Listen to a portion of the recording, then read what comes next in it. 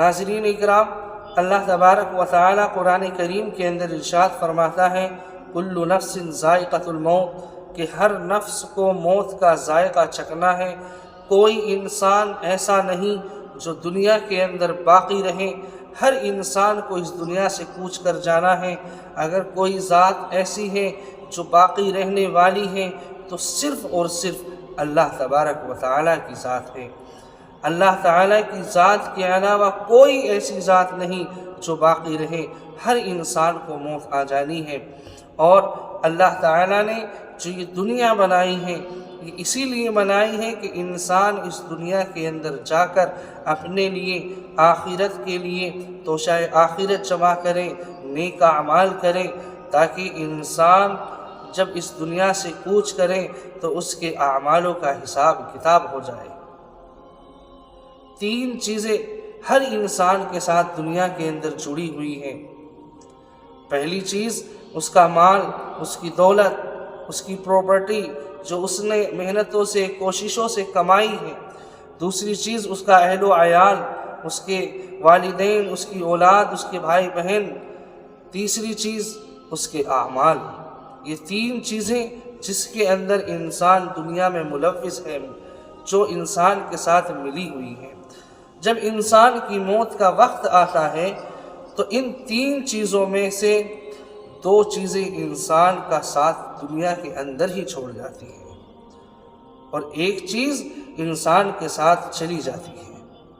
اب وہ دو چیزیں جو انسان کا ساتھ چھوڑتی ہیں، ان میں پہلی چیز ہے اس کا مال، اس کی دولت، جو اس نے دنیا کے اندر محنتیں، کوششیں کر کے کمائی ہے۔ اور دوسری چیز اس کے اہل و عیال، جو مرنے کے بعد اس کے جنازے کو اپنے کندھے پر اٹھا کر تدفین کے لیے لے جاتے ہیں، قبر کے اندر اس کو اتارتے ہیں دفنانے کے لیے، اور پھر دفنا کر واپس آ جاتے ہیں۔ تو یہ دو چیز، اس کا مال اور اس کے اہل و عیال، جو دنیا کے اندر ہی اس کا ساتھ چھوڑ دیتے ہیں۔ لیکن جو تیسری چیز ہے وہ ہے اعمال، جو انسان کے آخرت میں کام آنے والے ہیں، اور آخرت کی پہلی منزل جو قبر ہے، وہیں سے ان اعمالوں کا حساب و کتاب شروع ہو جاتا ہے۔ ہر انسان کی کوشش یہ ہونی چاہیے کہ ہم اپنے اعمالوں کے اندر نیکیاں اکٹھی کریں، نیک اعمال کریں، کیونکہ اگر نیکیاں ہمارے پاس زیادہ ہوں گی، نیکیاں ہم زیادہ کرنے والے ہوں گے، تو آخرت ہماری بہتر خود بخود ہو جائے گی۔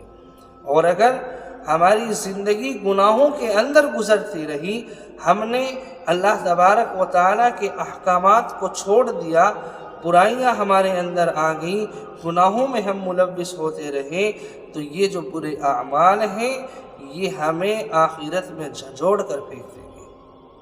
اسی لیے انسان کے جو کام آنے والے اعمال ہیں آخرت میں، وہ نیک اعمال ہیں۔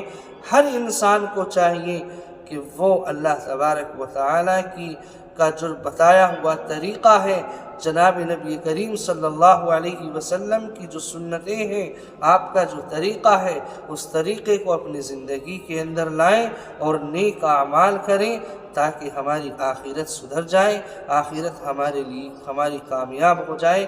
اللہ تبارک و تعالی مجھے بھی، آپ کو بھی اور تمام امت محمدیہ کو نیک اعمال کرنے کی توفیق عطا فرمائے۔ آمین۔ وآخر دعوانا ان الحمد للہ رب العالمین۔